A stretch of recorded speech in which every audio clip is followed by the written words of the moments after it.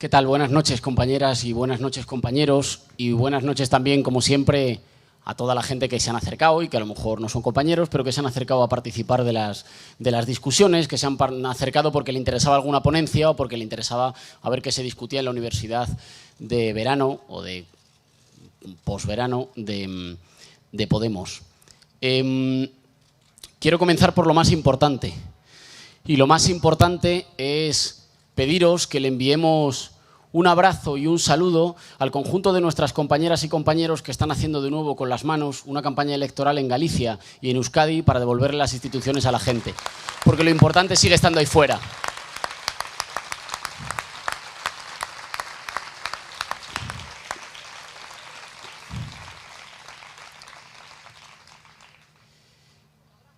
Y quiero aprovechar también para reconocer no solo todo el trabajo de los compañeros que hacen posible que estemos aquí o que tengamos esta discusión, sino también lo que nos sigue haciendo diferentes y la enorme virtud que supone esta universidad de verano.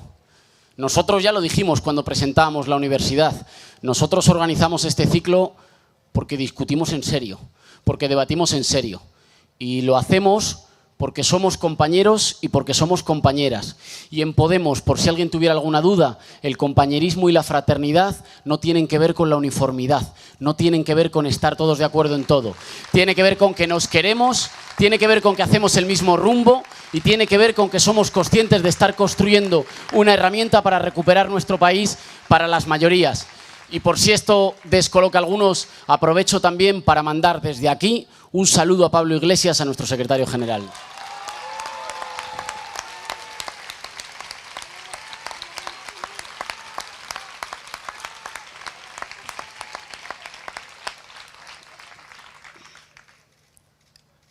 Como nos la tomamos en serio, como nos tomamos en serio la universidad y nos tomamos en serio la discusión, y no solo porque nos guste discutir o porque nos guste el debate de ideas, sino también porque sentimos en el pecho la enorme responsabilidad de no poder fallar. Hay una parte del vértigo político que tenemos que no tiene solo que ver con todo lo que hemos recorrido y con lo hermoso hecho, sino también con la inmensa responsabilidad. Somos conscientes de que si no fuéramos capaces de alcanzar nuestras metas, se produciría un repliegue de muchas décadas. Somos conscientes que cuando se ilusiona una parte fundamental de nuestro pueblo y alcanzamos a imaginar por primera vez en muchísimos años que la gente sencilla puede ganar, nos lo estamos jugando todo a doble o nada. Yo creo que podemos ganar, pero también somos perfectamente conscientes de que tenemos una herramienta mucho más grande que nosotros y que caminamos sobre hombros de gigantes y que por eso no tenemos derecho a guardarnos las opiniones, a guardarnos las ideas, a no dar lo mejor de nosotras y de nosotros mismos para discutir de lo fundamental. Y para mí lo fundamental sigue siendo cómo ganamos. Así que preparando la intervención, intentaba ordenar las cuestiones o intentaba ordenar las ideas en 5 puntos o 5 tesis para someterlas a discusión, pero someterlas a discusión no solo aquí, sino para someterlas a discusión con los familiares, con los compañeros, con los amigos, en los círculos, para problematizar el momento en el que estamos y para ver cómo salimos hacia adelante. La primera, que no es por casualidad la primera, que es la más importante, es que yo sigo convencido de que podemos ganar. Sigo convencido de que Podemos no solo puede, sino que a la mínima que lo hagamos un poquito bien, va a gobernar España. Esta me parece una premisa que no es solo para darnos ánimos. Esta es una premisa que es una luz bajo la cual tenemos que pensar todas las decisiones que tomamos hacia adelante. Nadie dijo que el camino fuera a ser recto, ni que todas las etapas del camino fueran sencillas, ni que todas las etapas del camino fueran llanas, ni que en todas nos fueran a aplaudir. No nos han aplaudido, entre compañeros sí, pero fuera no nos han aplaudido en casi ninguna. Y sin embargo, aunque han cambiado una buena parte del escenario político español, por cierto, en gran medida porque hemos aparecido nosotros, yo sigo convencido de que todos nuestros análisis, todo nuestro ejercicio teórico y político tiene que estar bajo la idea, bajo la premisa radical de que vamos a gobernar España y que tenemos que tomar las decisiones políticas pensando que nosotros vamos a gobernar España. Y eso significa, y esta seguramente es la segunda tesis, que no es que lo vayamos a gobernar por una suerte de casualidades, porque se hayan juntado un día los astros, porque hubiera unos años muy confusos, porque en los últimos meses todo fuera muy acelerado y casi nos colamos. Yo no creo, y esto es una idea para discutir, que la suerte, el futuro de Podemos esté ligado a la excepcionalidad. Yo no creo que nosotros, para gobernar nuestro país, necesitemos un país en el que todo esté patas arriba. Es verdad que en España muchas cosas están patas arriba y eso ha sido el resultado del desgobierno de las élites. Y esas han sido las condiciones de posibilidad de que nosotros aparezcamos, de que nosotros lleguemos tan lejos como hemos llegado. Pero no creo que necesitemos eso, o en otras palabras, lo digo de otra forma, no creo que nuestro futuro esté ligado a que se siga manteniendo una situación de excepcionalidad, de desorden o de inestabilidad permanente. Creo que nosotros estamos en condiciones de dar un segundo paso en nuestra historia y que ese segundo paso tiene que ser que Podemos se convierta en el núcleo fundamental que puede construir certezas y la idea para la gente que hasta ayer estaba obedeciendo y que hasta ayer estaba harta de que nosotros no solo sabemos decir lo que no funciona, sino que podemos garantizar un orden diferente en España. Eso para mí pasa fundamentalmente por entender cómo hemos llegado hasta aquí. Y aquí soy breve porque es una historia que nos hemos contado veces, pero que me parece importante.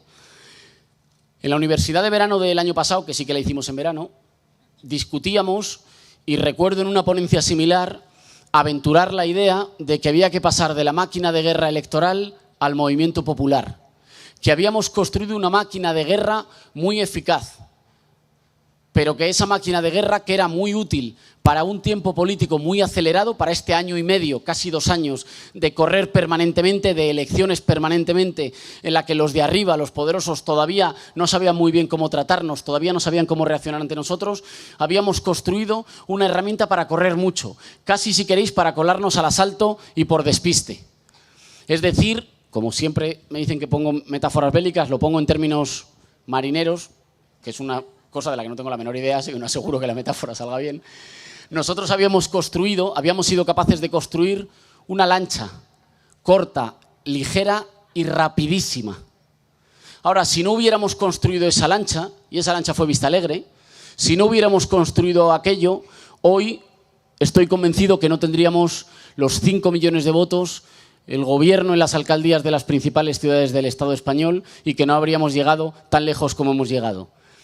Que en ese llegar tan lejos no hayamos sido la fuerza mayoritaria, ¿significa que aquella decisión no tuvo sentido? Es una idea a discutir. Yo creo que no. Yo creo que tuvo sentido. Creo que jamás habríamos llegado tan lejos sin tomar aquellas decisiones. Ahora hay discusiones que me recuerdan en parte a discusiones que tuvimos cuando estábamos fundando esa máquina de guerra electoral y diciendo la herramienta no es solo para los compañeros y para las compañeras. Los militantes, las militantes, somos lo mejor del proyecto, pero construimos una herramienta para seguir convenciendo, para seguir generando confianza a los que faltan. Con esa mentalidad vencedora, con esa mentalidad de victoria, con esa mentalidad radical y transversal, que digan lo que digan los editoriales de algunos, no solo son incompatibles, sino que se necesitan mutuamente. Solo se es radical si se es transversal y solo se es transversal si se impugna con radicalidad que el orden de los de arriba no da más de sí y que hay que construir un orden, una nueva España protagonizada por la gente sencilla. Cuando fundamos aquello, lo fundamos pensando fundamentalmente en los que faltaban. Y es verdad que apartamos algunas tareas para darle prioridad a otras. Priorizamos fundamentalmente las tareas de la construcción rápida y de la pelea electoral. Eso nos permitió llegar muy lejos, pero es verdad que eso nos hizo descuidar una parte de tareas fundamentales que tendríamos que haber cuidado en un momento si hubiéramos tenido un tempo político diferente del que teníamos. Si no hubiera sido un momento todo tan acelerado en la que, quiero recordar, eran los poderosos los que fijaban las fechas y los que intentaban, recordad cómo bailaban las fechas de las diferentes convocatorias electorales para ver cuál era la que nos podía coger con el pie cambiado. Y nosotros teníamos la obligación no de decirle a nuestro pueblo espera y aguanta que dentro de 10 años todo se derrumbará y ya ganaremos. Eso lo lleva haciendo la izquierda toda su vida.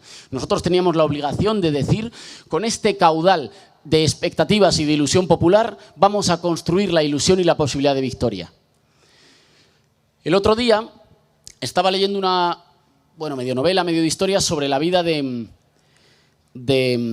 Tupac Amaru, que fue un líder indígena en lo que ahora es el Perú, que sostuvo la más amplia campaña contra los conquistadores, contra quienes habían colonizado su país. Y la idea fundamental que fue capaz de ilusionar y de unir a mucha gente en ese levantamiento contra la colonia fue la de que se podía vencer. Mucha gente perdió una parte de sus dudas o de su miedo, seducida por la idea de que se podía vencer y de que además se podía vencer de inmediato. Y ese ejército llegó lejísimos, llegó a cercar la ciudad del Cuzco y llegó lejísimos, puso contra las cuerdas a los señores más poderosos y más privilegiados que hasta entonces parecía que no podían ser desafiados, que no se les podía ganar. Ahora, la misma táctica que utilizó aquel ejército de indios para acercar a la colonia, o mejor dicho, para asaltar a toda velocidad la colonia, no bastó o se vio en problemas cuando el escenario cambió. Cuando Cuzco aguantó un poquito más y cuando aquel movimiento de hombres y mujeres que querían decidir su propio destino tuvieron que afrontar que iban a conquistar Cuzco, pero que lo iban a conquistar con un cerco un poco más largo. Que no habrían llegado nunca tan lejos si no hubieran ido tan rápido, pero que habían llegado a una fase siguiente, a una fase diferente, y que esta fase se caracterizaba por la necesidad de tomar algunas de las posiciones del adversario con el cerco. Para nosotros, afortunadamente, ese cerco no tiene que ver con la violencia, no tiene que ver con el terror, tiene que ver con la posibilidad cultural, electoral y social de convertirnos en una fuerza que sea dirigente incluso antes de ser gobernante. Es decir, una fuerza política que vuelva a ser, y esto lo hemos sido ya en nuestra corta historia, una fuerza política que incluso si todavía no ha construido una mayoría nueva de españoles, no somos la primera fuerza, tenga ya la capacidad de marcar el rumbo del país que va a venir. Porque a mí no me cabe ninguna duda y tengo la absoluta certeza de que solo nosotros representamos un horizonte diferente para nuestro país. Y de que en toda esta situación de impasse y de bloqueo, los viejos partidos políticos lo que fundamentalmente están haciendo es comprar tiempo e intentar que el hastío o que el cansancio hagan que una buena parte de la población española que se ilusionó se rinda por resignación o por aburrimiento. Como no me cabe ninguna duda de que nosotros podemos volver a ser una fuerza dirigente que no solo le hable al conjunto de los compañeros que ya vibran, que ya se le pone la piel de gallina en los actos de Podemos, sino que le hable a toda esa gente que a lo mejor todavía no confía en nosotros, que a lo mejor todavía tiene algunas dudas, a la que a lo mejor le han calado una buena parte de los estigmas que se han lanzado contra nosotros, pero que sabe que no hay salida si dejamos el país otra vez en manos de los de siempre. Y si la receta vuelve a ser, vamos a intentar salir de la crisis apretándole el cinturón a la mayoría y rehabilitando los privilegios de la minoría, si partimos de esta idea, entonces nosotros estamos obligados a pensar en una línea temporal un poquito diferente. ¿Cómo vamos a ser capaces de construir ya en el mientras tanto la España nueva que finalmente ganaremos en las urnas? A mí me parece que eso tiene que ver con comprender, en primer lugar, la importancia de las instituciones en nuestro país. Luego me referiré a ello, pero el debate entre instituciones y calle es del debate en el que nos quieren encerrar los que no soportan que estemos en las instituciones y los que cuando estábamos en la calle nos mandaban a que nos multaran o nos pegaran. Yo creo que el debate entre instituciones y calle no es un debate real. Yo creo que lo que hay que pensar es cómo se está para hacer qué en las instituciones y cómo se está en la calle. Y que además no hay la menor contradicción entre una cosa y la otra. Yo creo, por ejemplo, que está faltando en algunos de los municipios del cambio ganados para la ciudadanía un movimiento popular, no de resistencia, no para quejarse, sino para apoyar las transformaciones de las que estamos profundamente orgullosos, para salir a defender nuestros ayuntamientos, para salir a defender a los compañeros y compañeras a los que estamos profundamente orgullosos de llamar alcaldes o alcaldesas. Me parece que este ejemplo ilustra cómo no hay contradicción entre calle e institución, sino que lo que hay es que pensarlas de forma diferente a como las piensa normalmente el adversario. Cuando digo la necesidad de pensar las instituciones, me refiero, y esto está relacionado con esa idea que decía de la excepcionalidad, a que en España ha habido una crisis del sistema político. Hay una crisis del sistema político, hay una crisis económica, hay una crisis de credibilidad de los que mandan, que todavía ganan elecciones pero no les creen ni siquiera una buena parte de quienes todavía les votan. Que algunos le votan por miedo, por inercia, porque no hay otra cosa, porque no saben, porque dudan. Hay todas esas crisis que nosotros hemos descrito hace tiempo como una crisis de régimen, una crisis del orden que habían construido los de arriba. Ahora bien, y perdonad que me ponga un poco denso, pero me parece que esta idea es muy importante, esa crisis de régimen no es una crisis de Estado. Las instituciones, las administraciones públicas, la iluminación, la recogida de basuras, el orden público, siguen funcionando. Y es maravilloso que sigan funcionando porque no le pertenecen a los de arriba. Las hemos construido nosotros, con nuestro esfuerzo, con nuestro contrato y nuestro pacto social, con el dinero que nosotros pagamos en impuestos, con la solidaridad social sedimentada en instituciones. Esas instituciones van a seguir funcionando. Así que cualquier hipótesis política revolucionaria que se base en que se van a caer, en mi opinión, es una hipótesis que solo puede confiar en la nostalgia. No se van a caer. Es más, no necesitamos que se caigan. Estamos orgullosos de que permanezcan en pie y tenemos que protagonizar el cambio político para rescatar lo mejor que hay de ellas y volverlas a poner al servicio de la mayoría social. Esta idea me parece muy importante, porque eso significa que en nuestro país nunca va a suceder esa situación, nunca. Creo que en los próximos años, por lo menos, no va a suceder esa situación en la que una parte de la gente que está machacada, que sufre, que sabe que se han reído de ella, lo pierda todo y por tanto sienta el famoso adagio jamás cumplido en Europa, que no tiene nada más que perder que sus cadenas. Bueno, nuestra gente sí tiene cosas que perder. Y eso significa que una buena parte de nuestro pueblo, con el que hay que construir la unidad popular, que no se construye con gente venida de otro lugar, que se construye con nuestros vecinos, que una buena parte de nuestro pueblo tiene todavía buenas razones para confiar en el orden y para exigir garantías y para exigir certidumbre. Esto no es un dato que tengamos que decir con más entusiasmo o con menos entusiasmo. No es un dato para posicionarnos estéticamente de qué preferimos. Es un dato para analizar.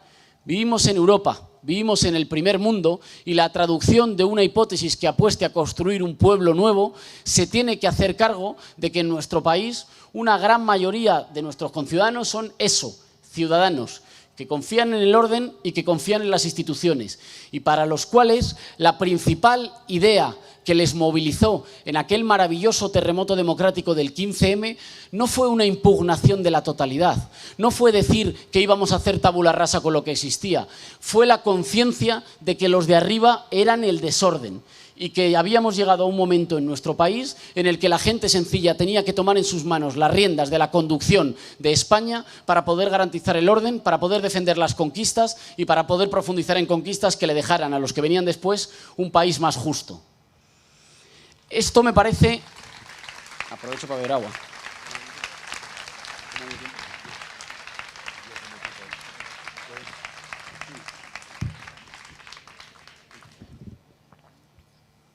Esto me parece crucial porque nos permite pensar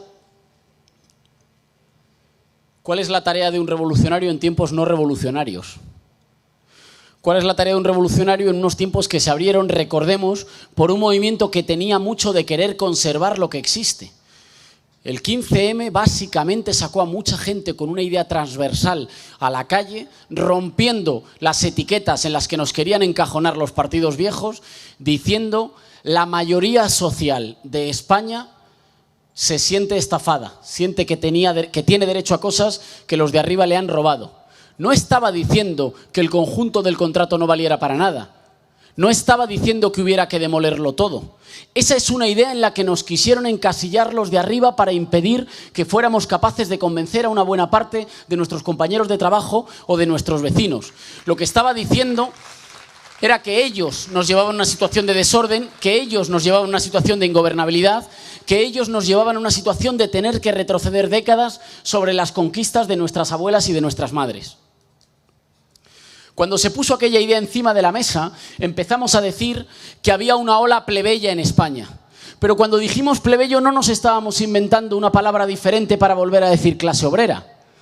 Cuando decíamos plebeyo estábamos hablando de una condición básica que compartía la mayoría de los españoles, que no tenía que ver con cuáles fueran solo sus condiciones materiales, sino con la percepción de que estaban siendo tratados como menores de edad, que había unas élites políticas que no estaban a la altura de la madurez de nuestro pueblo y que por tanto vivíamos un momento histórico muy concreto, muy particular, en el cual las mejores posibilidades de futuro estaban del lado de la gente común, las peores posibilidades de involución y de retroceso estaban del lado de las élites. Cuando decíamos ola plebeya, no nos referíamos a un conjunto de gente que compartiera las mismas etiquetas y que supiera ya quiénes eran los adversarios. No es como en la película de Braveheart, en la que están los dos bandos constituidos y solo tienen que chocar. La política hegemónica tiene que ver fundamentalmente con construir los bandos. Y construir los bandos tiene que ver con hacerse cargo de toda esa parte de gente que es nuestro pueblo, pero que todavía vota PP, que todavía vota PSOE, que todavía se abstiene, que ha creído que Ciudadanos era la regeneración y la nueva política. Tiene que ver con no dar nunca a esa gente por perdida, porque si lo que queremos no es refundar un trozo, si lo que queremos no es ocupar una parte, si lo que queremos es refundar una España que no deje a nadie atrás, eso tiene que pasar necesariamente por una voluntad general que se haga cargo también de quienes piensan diferente, que sea capaz de incluirlos, que sea capaz de dialogar con ellos, que sea capaz de integrarlos. Esta es la idea que tiene más capacidad de cercar y de poner en posiciones a la defensiva a los poderosos.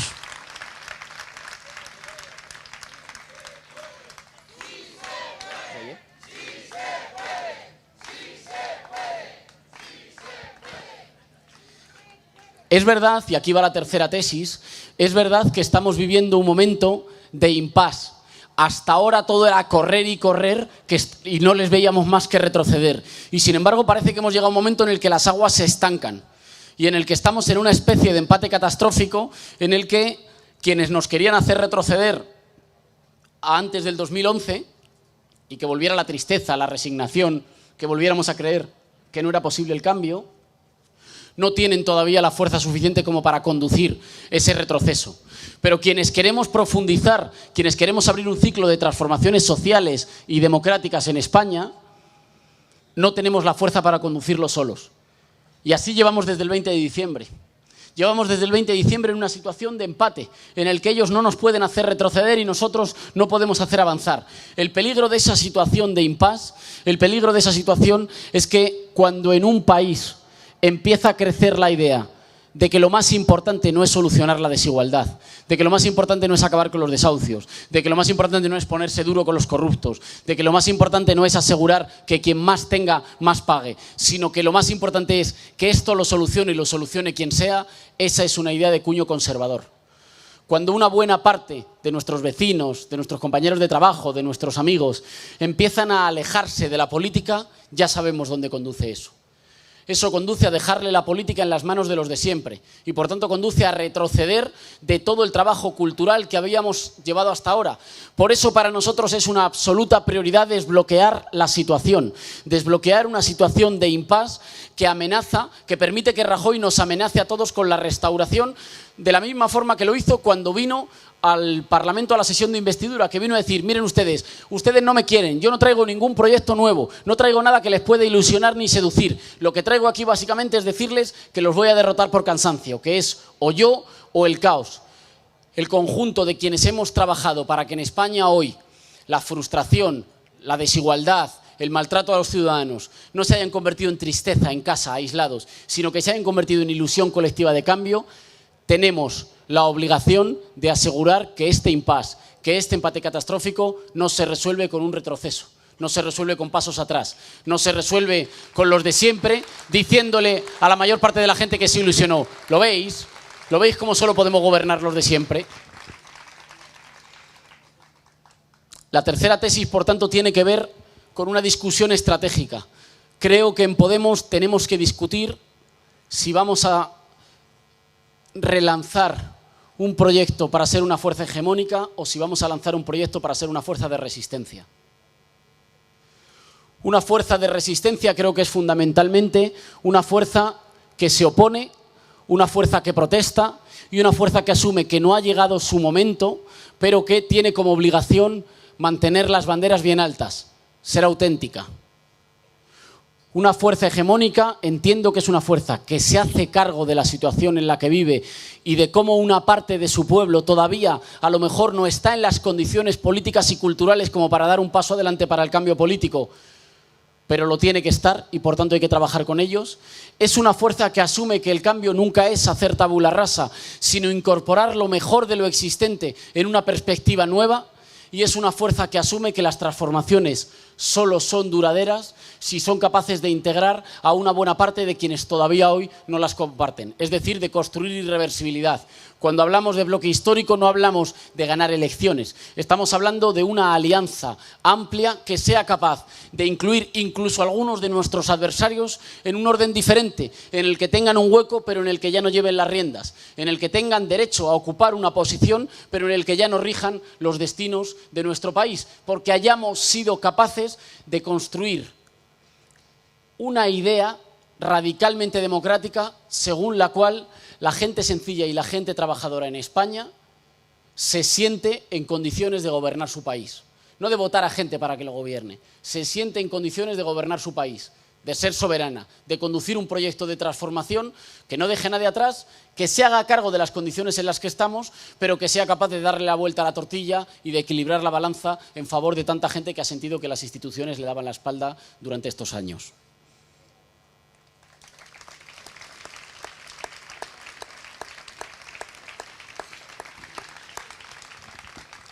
Esto tiene que ver con nuestra capacidad de disolver una buena parte de los miedos que el adversario ha querido arrojar contra nosotros.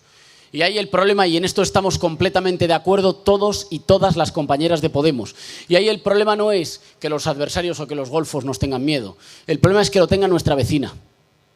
El problema es que haya un compañero de trabajo al que le hayan recortado el salario o que haya tenido que enviar a sus hijos a la inmigración o que esté trabajando encadenando 2 contratos basura y que sin embargo diga, buf, pero es que si llegáis vosotros. Ese es el problema. Y eso hay que disolverlo. Y hay que disolverlo ofreciéndole también a la gente garantías y certezas. Y nuestro trabajo en las instituciones tiene que servir también para ofrecer garantías y certezas. No vale solo comprometer que cuando nosotros ganemos las cosas serán diferentes. Hay que asegurar el mientras tanto. Y esto es una idea de Pepe Mujica. Hay que asegurar el mientras tanto. Hay que asegurar que mientras llegamos y mientras construimos la mayoría nueva, en todos los lugares donde estamos, somos garantía de que las cosas se pueden hacer mejor y se pueden hacer de otra forma. Lo más hermoso que nos han regalado las alcaldías del cambio ha sido la certeza y la posibilidad de decirle a nuestros conciudadanos no solo que tenemos las ideas más hermosas, no solo que tenemos más coraje que el resto de nuestros adversarios, sino también que somos capaces de poner orden y que somos capaces de gobernar las principales ciudades de nuestro país de forma tal que a nadie se le ha quitado un solo derecho. No hay nadie, aunque no votara por Carmena, aunque no votara por Colau, aunque no votara por Kichi, aunque no votara por Sulio, que hoy pueda decir que en Madrid, que en Cádiz o que en Barcelona tiene ni un solo derecho menos. Lo que sí se puede decir es que la multitud, las mayorías tienen más derechos, que han ganado más. No le hemos sacado nada a nadie, hemos equilibrado la balanza y hemos sido capaces de poner orden en las principales ciudades, en los principales municipios de nuestro país. Y eso tiene que ver con asumir también el trabajo institucional con toda la obligación y con toda la responsabilidad de demostrarle a nuestro pueblo que somos capaces de ser útiles en el mientras tanto. Hay una tarea difícil que tiene que ver, si queremos ser una fuerza hegemónica, tiene que ver con ser capaces de hacer equilibrismo y de no pensarnos nunca con las etiquetas del adversario. Mirad, si el adversario quiere que discutamos de radicales y moderados, les decimos las dos. Si el adversario nos dice que no se puede ser patriota y defender la plurinacionalidad a la vez, le decimos que sí, que lo estamos demostrando y que las dos. Si el adversario nos dice que no se puede ser transversales y rupturistas, les decimos que las dos. Porque las categorías del adversario solo valen para encajonarnos. Solo valen para obligarnos a escoger alguno de los 2 callejones sin salida que el 15M desbarató. El 15M nos ayudó a pensar que no había que elegir entre ser como ellos e integrarse a cómo ellos hacen las cosas o ser una minoría marginal que no tiene capacidad de convencer a su gente. El 15M nos ayudó a plantear la posibilidad de no caer en los 2 compartimentos estancos que son derrota o derrota. Y por cierto, ahora que se discute de esto y que hay algunos que nos quieren encerrar en esas categorías, decía Carlos Marx en el 18 de Brumario, escribía en el 18 de Brumario de Luis Bonaparte, las tradiciones de los muertos oprimen la cabeza de los vivos como si fueran una losa. Nosotros no tenemos por qué elegir entre diferentes tradiciones, porque somos una cosa nueva. A nosotros no nos van a encasillar ni en el PSOE ni en el PC. Nosotros no somos ninguna de las dos cosas. Somos la posibilidad de construcción de una mayoría popular nueva. Respetamos profundamente a toda la gente que en diferentes iniciativas y organizaciones políticas trabajó por construir mayor justicia social. Pero ese debate, lo hemos comprobado durante décadas, solo conduce al desierto y no tenemos que renunciar a lo que hemos sido capaces de construir, que es la ilusión de que esta vez no tenemos que tropezar en las mismas piedras que tropezaron nuestros padres y nuestras madres tantas veces, que no nos hagan discutir sobre cosas que pertenecen en gran medida a tradiciones políticas anteriores. Tenemos la capacidad de construir una herramienta política que construya soberanía popular, que construya justicia social y que le devuelva la ilusión a la mayoría de nuestro pueblo. Y si esas categorías no caben, si esa ilusión no cabe en las categorías con las que el adversario quiere que nos pensemos, tenemos que decir con todo el respeto y con todo el cariño que esas categorías no son las nuestras, que hemos llegado hasta aquí desafiándolas y que hemos demostrado que se puede ser a la vez las dos cosas: extraordinariamente tierno con nuestra gente, extraordinariamente duro con los que han saqueado nuestro país, extraordinariamente seductores o garantes de confianza con nuestros compañeros de barrio, con nuestros compañeros de trabajo, con nuestros compañeros de estudio, extraordinariamente rigurosos en el trabajo institucional y extraordinariamente apasionados cuando estamos en un acto, cuando estamos entre compañeros, cuando salimos a la calle juntos. Hemos llegado hasta aquí siendo capaces de desafiar las categorías del adversario. Si el adversario o alguna de las editoriales del adversario nos encerraran en sus categorías, eligiéramos A o eligiéramos B, se habría terminado la posibilidad de cambio político en España protagonizada por nuestro pueblo.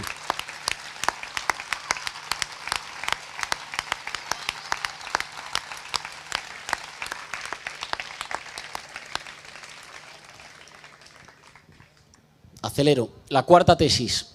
La cuarta tesis tiene que ver con una cosa que es paradójica. Nosotros asumimos que el pueblo no existe, pero que no hay política sin pueblo. El pueblo es imprescindible, pero no existe, no está dado, hay que construirlo. Por eso decimos con orgullo que representamos una política popular o nacional popular. Porque el pueblo no es un objeto fetiche del que hablemos muchas veces. No es un batallón que ya está constituido esperando que alguien levante las banderas de la verdad para llegar a la victoria final. Nos hemos pasado 200 años esperando así la victoria final. Es la posibilidad de construir una idea radical. La idea de que la gente sencilla no tiene que resignarse a ser una parte. De que los que se quejan, de que los que están machacados, los que sienten que les están tratando sin ninguna vergüenza, puede trenzar con sus diferentes dolores, con las situaciones materiales concretas, con los desahucios, con los recortes, con la congelación de las pensiones, con el ataque a nuestra sanidad, con el saqueo de las instituciones de todos y todas, con esos dolores y con los deseos de saber que no tenemos por qué resignarnos y que podemos construir un país mejor, se puede fundar una idea y una comunidad que es mucho más profunda que ser una parte, que es la voluntad de ser el todo. Y ser el todo significa construir una nueva idea de patria que no deje a nadie atrás, en la que quepan incluso nuestros adversarios, pero que esté guiada por una idea radicalmente diferente, por la necesidad de equilibrar la balanza. Y nosotros seguimos aspirando a ser el todo. Cuando los ciudadanos nos lo digan, cuando los ciudadanos nos lo concedan con su confianza en las urnas, en la calle, en los círculos, en la sociedad civil y en la organización popular. Pero seguimos aspirando a representar una nueva idea de España, a construir un nuevo país, no a ser un trozo de ese nuevo país. Hoy somos una parte, porque nuestro pueblo así lo ha querido, porque la ciudadanía así lo ha querido. Pero la idea fundamental es que no podemos dar los bandos ni las identidades por constituidas. Cuando decimos que somos una fuerza política popular, no decimos que representamos o que aspiremos a representar solo a los que protestan, solo a la parte más consciente de nuestra sociedad que ha salido a la calle a enfrentar las sinvergonzonerías de los poderosos.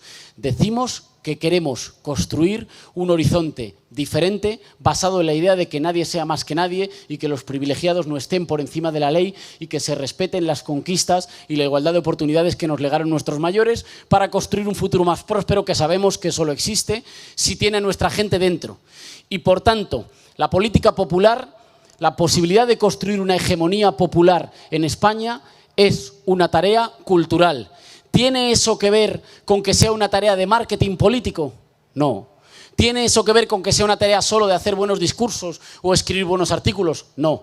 Una tarea cultural, y esta es la quinta y última tesis, es lo que decíamos en la Universidad de Verano del año pasado. Es construir un movimiento popular. Y un movimiento popular no es solo juntar a las agrupaciones, los colectivos y los movimientos sociales que han salido a enfrentar las peores medidas contra nuestra gente. Esos son los imprescindibles, pero no alcanza. Un movimiento popular es una tarea concreta, diaria, legislativa, jurídica, estética, musical, social, comunitaria, de fraternidad, que sea capaz de ir construyendo ya la España que viene. Que no nos haga tener que esperar a un resultado en las urnas, porque esto lo hemos dicho muchas veces. Para quienes queremos un cambio democrático en España, las urnas son imprescindibles, pero no alcanzan. Hace falta construir un pueblo consciente que empuje, que acompañe y que nos dé el relevo porque fabrique más y mejores dirigentes para cuando los que estemos nos cansemos. Y esa es una tarea muy concreta. Esa es una tarea muy concreta. No hay construcción popular, no hay pueblo si no nos emocionamos juntos, si no tenemos canciones que nos emocionen juntos. Nuestros mayores, cuando salieron a enfrentar la dictadura, tenían canciones que les emocionaban juntos y que cantaban juntos. Somos una generación que no tiene canciones, que no tiene películas o grandes novelas que le cuenten qué ha sido de nuestras vidas. Está genial, yo leo permanentemente novela negra que ocurre muy lejos, casi siempre, me lo da mi madre, casi siempre o en los países nórdicos o en Estados Unidos, pero no tenemos novelas que nos cuenten qué ha sido de nosotros. No tenemos símbolos, no tenemos una estética propia que nos haga emocionarnos y vibrar juntos, cánticos, no tenemos todo el conjunto cultural y no se trata de elegir entre las cosas que más nos gusten a unos o a otros. Yo soy transversal en casi todo menos en la música. No se trata de elegir qué sea lo que más nos gusta a unos y a otros. Se trata de la capacidad de construir. Seguramente será polifónico, seguramente será un coro muy amplio que pueda ser el vehículo cultural de las transformaciones que vienen. Y eso no se decreta. Yo sé que cuando decimos esto, hay compañeros y compañeras que trabajan en el mundo del arte y la cultura que dicen, ay, pero yo no quiero que desde el poder me lo digan. Es que cualquier cultura que se decrete desde el poder nace muerta. Eso es un trabajo que no puede decretar un partido político, que no puede decretar una formación política, que lo tiene que hacer la ola de cambio que viene y que lo va a tener que hacer de forma desordenada y solapada. Necesitamos una cultura, una estética y una narración de qué ha sido de nuestras vidas y qué puede ser, que nos ayude a emocionarnos juntos. Necesitamos multiplicar los espacios de comunidad popular. Los círculos son nuestro sistema nervioso, pero no pueden ser solo círculos de debate interno. Los círculos tienen que ser permanentemente organismos de construcción del poder desde abajo y del poder popular. Y eso también se hace con gente que a lo mejor no nos vota. ¿Y qué más da eso? Lo más importante es que los círculos demuestren en cada distrito, en cada pueblo, en cada barrio, que son útiles. Y son útiles si donde ayer hay chavales que con 13 años tienen que estar pateando latas en las afueras de un centro comercial, mañana hay un círculo que organiza excursiones y organiza un círculo de excursionistas.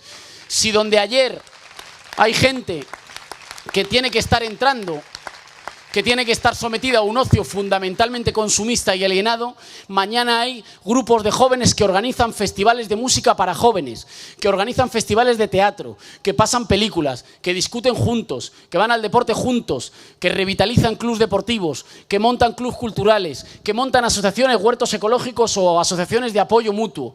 Eso es construir pueblo, eso es la posibilidad de construir movimiento popular. No es una tarea de dar eslogans, es una tarea muy concreta. Lo estoy viendo yo aquí en mi ciudad. Yo nunca había estado tan a gusto en las fiestas vecinales de muchos distritos de Madrid. Habréis ido a las fiestas de diferentes sitios. Yo estuve hace, no sé si fue 2 semanas, porque ahora Las semanas son muy largas y muy cortas a la vez. En las fiestas de Arganzuela. Bueno, había casetas montadas por las asociaciones de los vecinos. Había casetas que a la vez ayudarán a financiar más iniciativas populares, que ayudan a que los vecinos bajen y no sientan las fiestas como algo ajeno, sino que vean que hay casetas atendidas por otros vecinos suyos, que colaboren, que echen una mano, que se fortalezca el tejido en los barrios, que al día siguiente de que se acaben las fiestas se crucen en la plaza de su distrito y se vuelvan a saludar.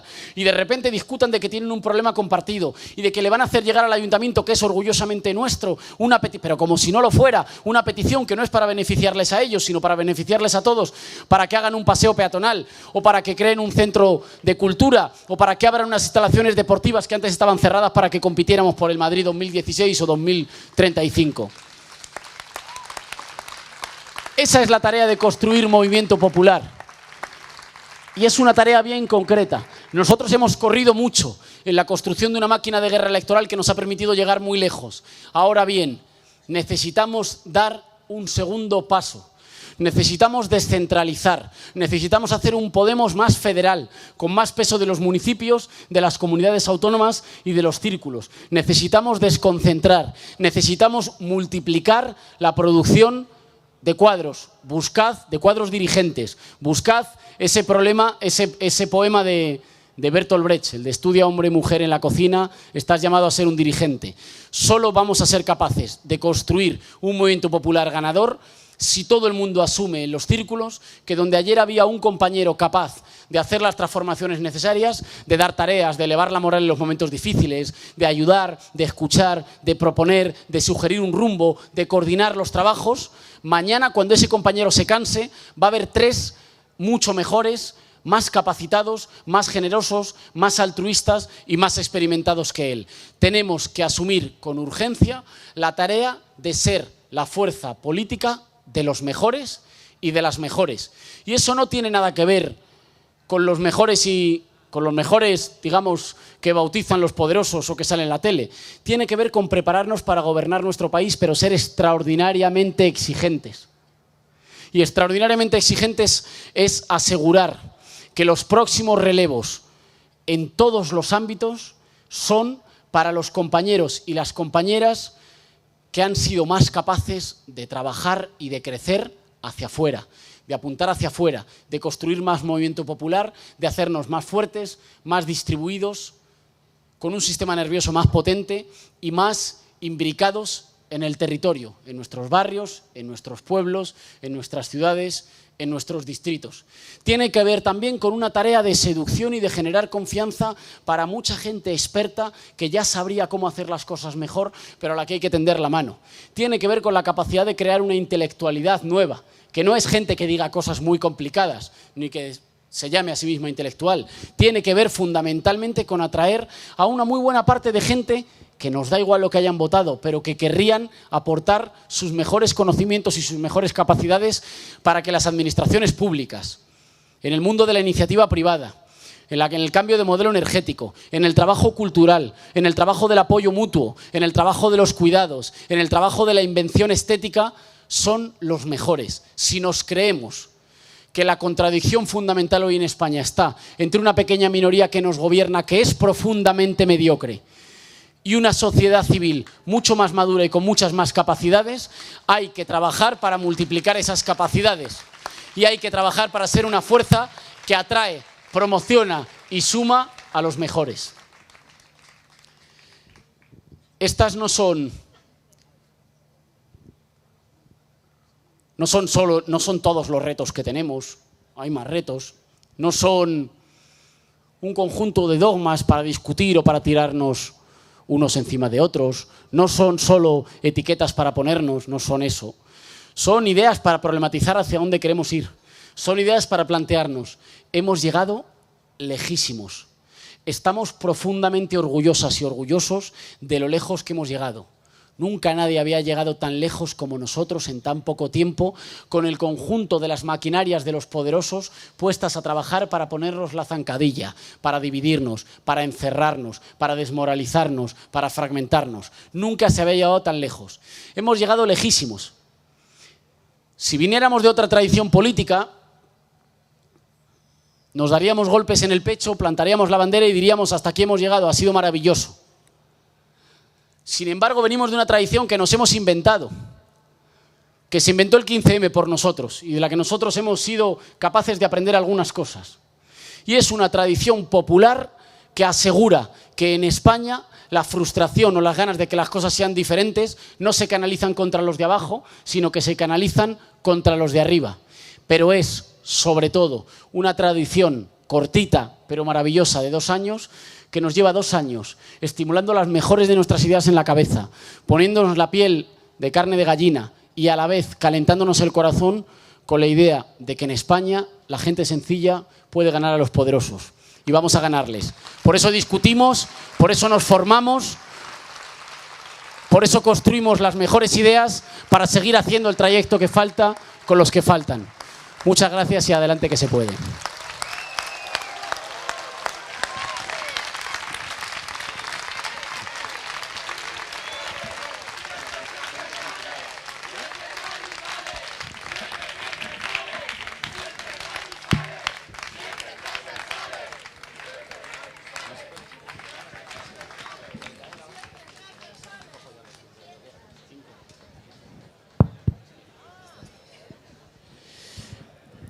Me regaña el compañero Jorge Lago, sufrido organizador y artífice de la Universidad de Verano, porque me dice que tenemos que dar paso al grupo, que esta batería no es para nosotros. Pero igual, si somos capaces de hacerlo con un poquito de eficacia y si lo hacemos más o menos corto, yo creo que estaría bien que pudiéramos tener un número cortito de palabras, de preguntas, de comentarios, para poder intercambiar, ¿no? Si os parece, hacemos un número cortito y damos paso después a los músicos. A ver, 5 turnos. 1, 2, 3. No, que no se han ido. Sí. Una cosa que me ha encantado es eso que has dicho. Estamos gobernados por gente profundamente mediocre. Yo creo que eso resume completamente dónde estamos y por qué estamos donde estamos. Simplemente, gracias.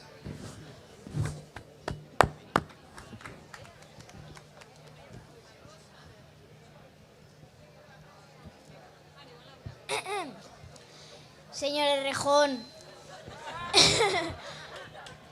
¿usted y su partido van a poder deshacer este embrollo en el que nos hemos metido? Gracias.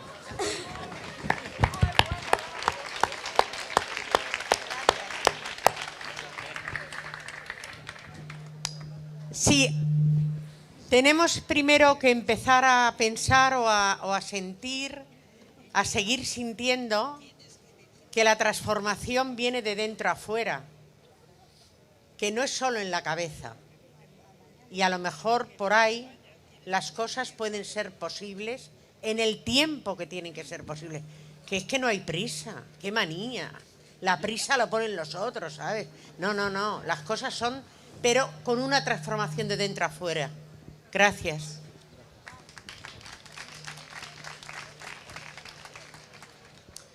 Buenas noches, bona nit, Íñigo. Mi pregunta iba... Buenas. Yo creo que el objetivo que ha llevado Podemos, a pesar de la transversalidad, lo que queremos conseguir son medidas socialistas, por definirlas un poco rápidamente. Evidentemente nadie duda más después de tu charla de que podemos ganar. O sea, ahora mismo tenemos todos una motivación muy alta.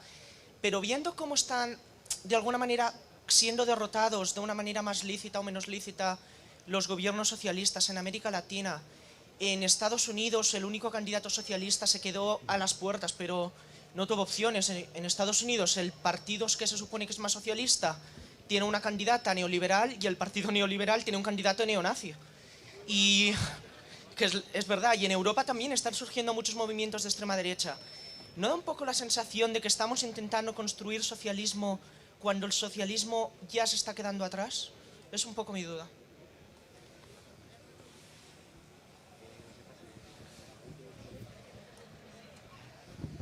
Última.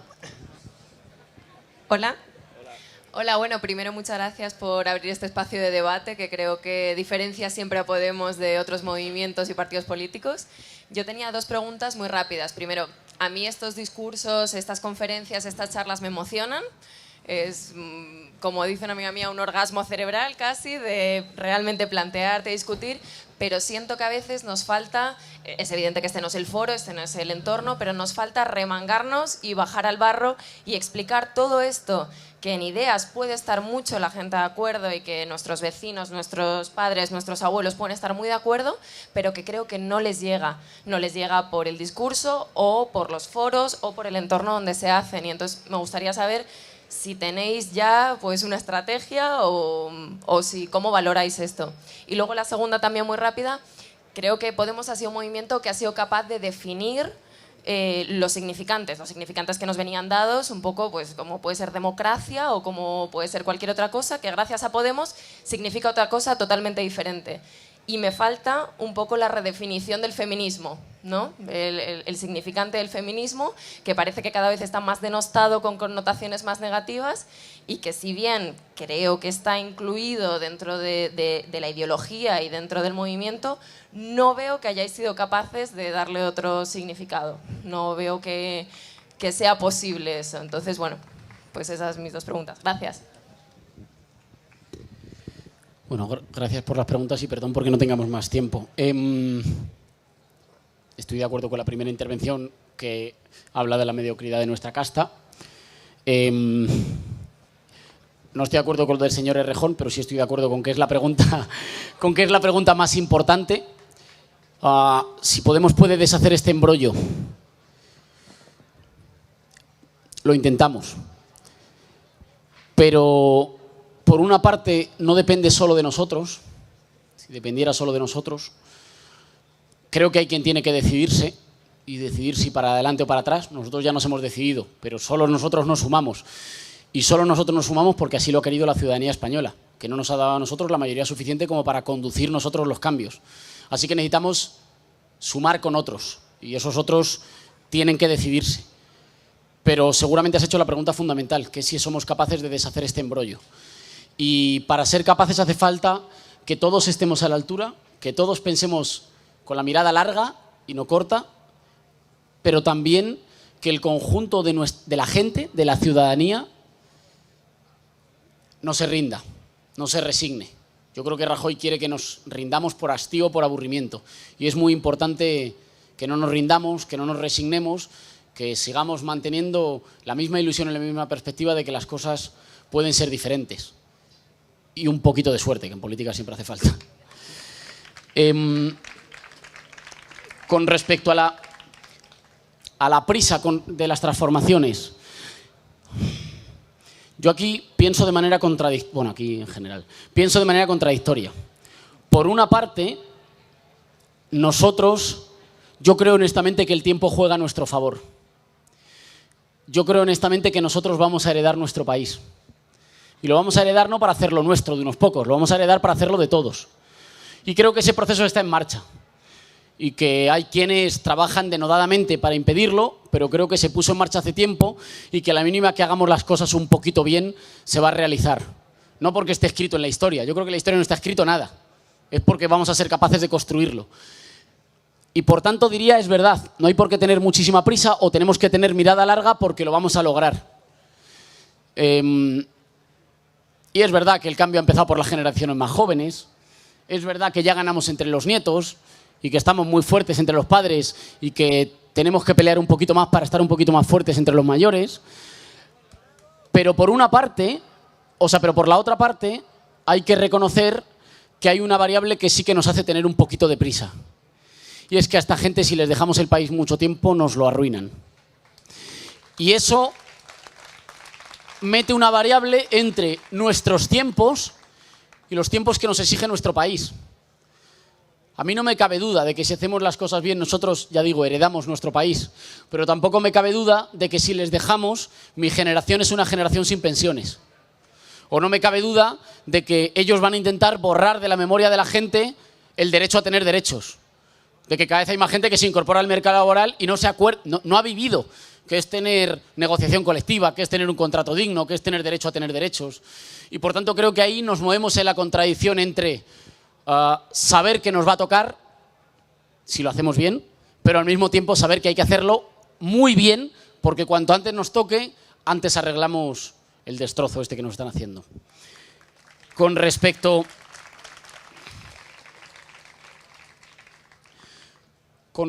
a las transformaciones que nosotros impulsamos, yo creo, bueno, primero nosotros hemos llegado hasta aquí desafiando el debate de etiquetas, porque fíjate que tú mencionabas una etiqueta en nombre de la cual se han hecho barbaridades. Yo creo que en realidad se les ha ido tanto la mano a los privilegiados, han ido tan lejos que hoy el combate entre democracia y oligarquía es el combate más realista, más ganador y más radical. Creo que nosotros representamos un proyecto democrático. Lo que pasa es que hoy no hay proyecto democrático sin desafiar a las élites. Y que a lo mejor hace tiempo para construir un proyecto democrático, que no es solo poder votar, que es no tener miedo a no llegar a fin de mes, que es no tener miedo a no saber qué será de ti, que es garantizar que no rige la ley del más fuerte, sino la ley del más débil. Creo que la posibilidad de construir un proyecto democrático hoy es necesariamente rupturista. ¿Rupturista con quién? Con nuestra gente. No, rupturista con los de arriba. Y tú me dices, hombre, pero parece que remamos, esto sabe más Busti, parece que remamos a contracorriente, en un momento en el que en muchos sitios en el mundo el flujo es a la inversa. Y las transformaciones son hacia más restricción de la democracia, más odio a los que vienen de fuera, más desconfianza con respecto a los de abajo, más poder de las pequeñas minorías o del poder financiero y menos poder de los pueblos. Es posible, pero yo siempre he creído que las transformaciones políticas son como mareas. Ojo, cuando decimos mareas, a veces nos quedamos solo con la parte de que suben, pero también de que bajan. Y que, por tanto, la tarea de quienes queremos protagonizar los cambios es garantizar que en el momento de auge de las mareas damos todo lo que podemos para subir y para llegar lo más lejos posible, pero que al mismo tiempo construimos sabiendo que en algún momento bajará la marea, que la gente no vive permanentemente entusiasmada y permanentemente, digamos, emocionada por la épica, que la gente solo hace un tiempo y luego se retira y luego vuelve. Así que en los momentos de auge popular, de movilización, de más ilusión, hay que esforzarse por llegar más lejos, por ampliar el movimiento, por convencer a más gente, por atraer a la gente que todavía duda, por sumar a muchos más. Pero también hay que esforzarse para construir las edificaciones que aseguren que cuando la marea baja tú no bajas con ella, sino que tú has dejado transformaciones irreversibles. Si nosotros somos capaces, si el Ayuntamiento de Madrid es capaz de haber vuelto a sembrar y a regar una cultura de la participación, digo Madrid porque soy madrileño, pero los ayuntamientos del cambio, por poner un ejemplo, una cultura de la participación ciudadana, del empoderamiento popular, redes sociales y de asociaciones vecinales y culturales en los barrios, incluso si dentro de muchas elecciones perdemos las elecciones, no volvemos a donde estábamos hace 3 años. Hemos construido mucho. Por ejemplo, el Ayuntamiento de Madrid ha recuperado la funeraria y la ha vuelto a hacer pública y ha mantenido el empleo público y con derechos. Eso no es solo que estemos orgullosos. Si explicamos eso bien, si lo construimos bien institucionalmente, si demostramos que además económicamente funciona más y mejor, cuando venga el adversario no va a poder deshacerlo tan fácilmente. Y por tanto nosotros tenemos que trabajar asumiendo siempre que estamos de paso, que en el auge hay que crecer y correr mucho y que cuando vienen momentos de repliegue, de más desmovilización o de duda, hay que construir posiciones que no se van a mover. Y tú citabas ejemplos de países en los cuales después de gobiernos democráticos vienen gobiernos de reacción o gobiernos conservadores. Yo tengo la esperanza y tengo la convicción de que en muchos de ellos hay conquistas populares que no se van a poder tocar, porque la gente ayer las vivía como propuestas solo de un partido y hoy las asume como su propiedad, como algo a lo que tienen derecho y que nadie se lo va a poder quitar. Yo creo que eso es muy valioso y que nos tiene que hacer pensar, es verdad, que las mareas suben y bajan, que no siempre van a la vez en todos los territorios, pero que nosotros aquí todavía estamos de subida. Y la última. Con respecto a... Había 3 cosas ahí. Había la cuestión de nuestra disputa por las palabras, que es fundamental. Nosotros hemos sido capaces de ser una fuerza política dirigente, incluso sin estar todavía en el gobierno, porque gobernábamos las palabras. y obligábamos a que palabras que sonaban terribles en boca de los poderosos la gente las empezara a utilizar, o que hubiera palabras que incluso ellos tuvieran que utilizar. Es decir, que los que nos querían mal tuvieran que hablar parecido a nosotros. Creo que eso fue una victoria cultural y creo que hay que seguir ahí. Las palabras que hemos conquistado hay que seguirlas peleando, no hay que irse a buscar otras. Están ahí, están drásticamente ahí. Y que hay que mantener eso. Y tú dices, claro, pero no alcanza con eso. Porque digamos que esos son los grandes discursos, el horizonte general hacia el que hay que avanzar. Pero luego hay que convencer a cada uno de nuestros vecinos o de nuestros compañeros de trabajo, de nuestros familiares, de que mientras que avanzamos hacia ese horizonte hermoso, las cosas pueden ser mejor mañana y pasado mañana y al día siguiente. Sí, acabas de describir el trabajo fundamental de los militantes, porque eso no solo lo hacen los portavoces saliendo en la tele. Te lo digo yo, que trabajo en la Secretaría Política, y que una buena parte de nuestros desvelos tienen que ver con cómo traducir en forma sencilla y muy fácilmente replicable que las cosas pueden ser de otra forma y que ya se están haciendo de otra forma.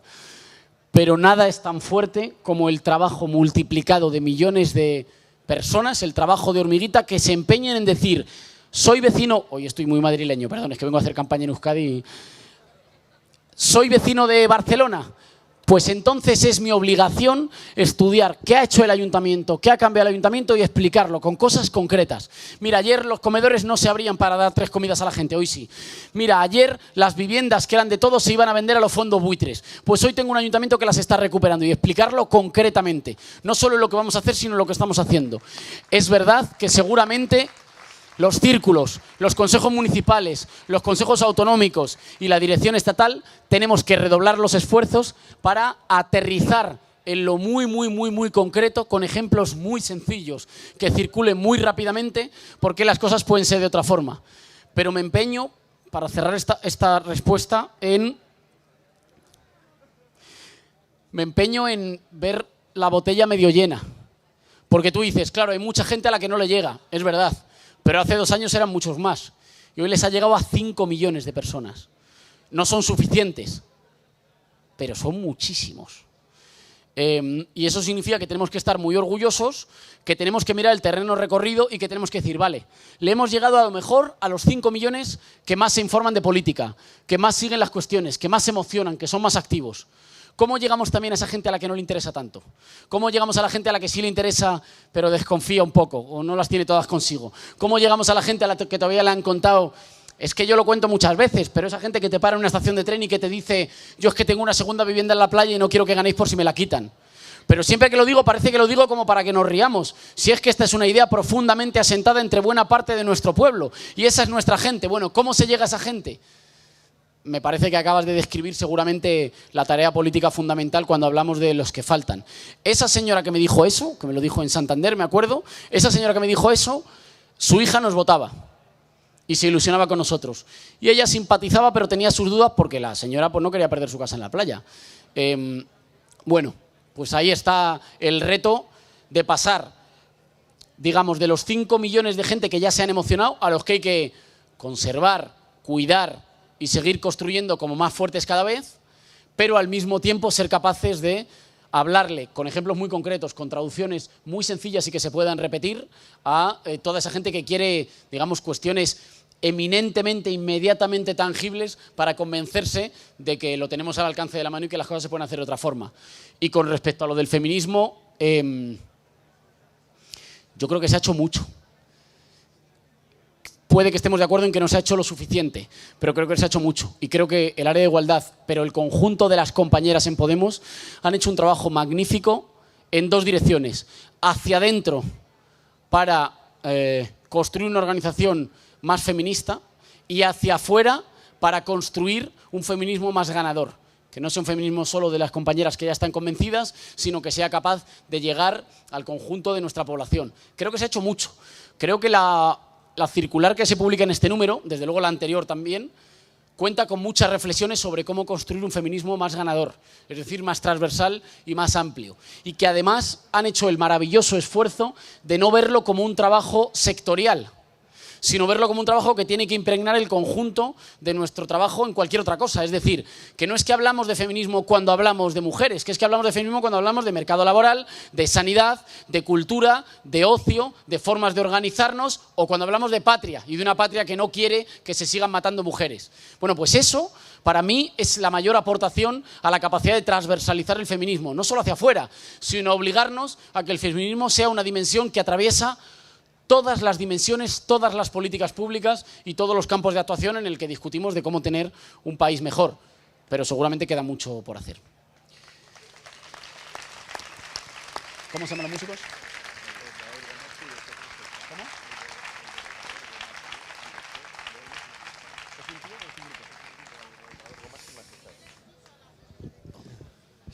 Bueno, me pide Íñigo que presente. Tenemos ahora tres grupos, 2 grupos y una DJ. Empieza Alborotador Gomasio, después Majestad y después Sonidero Mandril, que son unos DJs magníficos. Hasta las 11:30, 12 menos algo estamos por aquí. Tenéis barras.